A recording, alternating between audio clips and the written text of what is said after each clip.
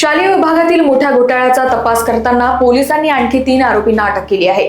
बनावट कागदपत्रांच्या आधारे शिक्षक आणि मुख्याध्यापक पदाची नियुक्ती केल्याचा प्रकार उघडकीस आला आहे। आतापर्यंत या प्रकरणात साधारणतः 17 जणांना अटक करण्यात आली असून आरोपींना 2 दिवसाची पोलीस कोठडी मिळाली आहे। इतरांचा सहभाग तपासात उघड होण्याची शक्यता पोलिसांनी व्यक्त केली आहे।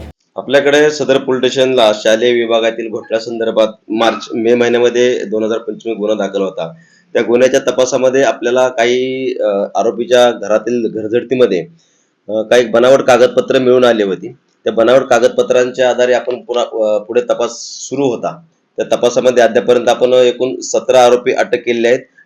प्राथमिक दोषारोपपत्र देखील न्यायालयामध्ये दाखल करण्यात आले। त्याच्यानंतर गुन्ह्याचा पुढील तपास चालू असताना या मुख्य आरोपीच्या घरामध्ये जे बोगस कागदपत्रे मिळाले होते त्याच्यामध्ये गोंदिया जिल्ह्यातील ठाणेगाव येथील Siddharth high school and junior college या ठिकाणातील 2 शिक्षक आहेत, दिलेश कुमार कटरे आणि रुपाली रहांगडाले यांचे देखील बनावट कागदपत्र त्या आरोपीच्या घरामध्ये मिळून आले होते।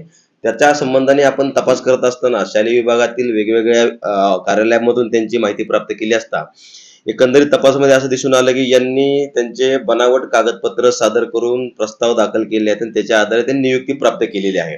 त्याच्यावरून आपण या गुन्ह्यामध्ये त्यांना आरोपी केलं होतं। त्याच्या संदर्भात त्यांनी सेशन कोर्ट, हायकोर्ट वेगवेगळ्या ठिकाणी जामिनाकरता अर्ज केले, परंतु त्यांचे जामीन अर्ज आपण आपल्याकडे असलेल्या भक्कम पुराव्याच्या आधारे नाकारण्यात आले होते। यातील 3रा आरोपी आहे ज्यांचं नाव भाऊराव मधुकर मालदे आहे। हे त्या सिद्धार्थ हायस्कूल येथे मुख्याध्यापक म्हणून काम करत असतात। तर या 2 शिक्षकांच्या बोगस प्रस्तावाच्या आधारे जी नियुक्ती झाली होती त्याच प्रस्तावाच्या आधारे त्यांना पुढील शालार्थ आयडी मिळवण्याकरता त्यांनी उपसंचालक कार्यालयामध्ये त्यांच्या सहीने प्रस्ताव पाठवल्याने त्यांचा देखील गुन्ह्यामध्ये सहभाग निष्पन्न झालेला आहे।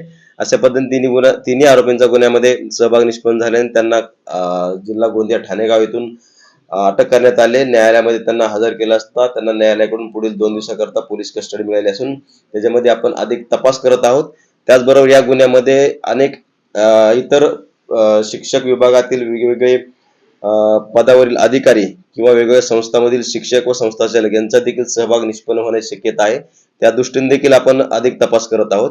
संपूर्ण गुन्ह्याच्या तपासामध्ये अद्यापर्यंत माननीय पोलीस आयुक्त श्री रवींद्र सिंगल सर, सहपोलीस आयुक्त श्री नवीनचंद्र रेड्डी सर, आमच्या विभाग रिजनचे Shri Dabhade sir, DCP Jha sir व एसीपी सुहास जगताप सर यांचं मोलाचं सहकार्य मिळालेलं आहे।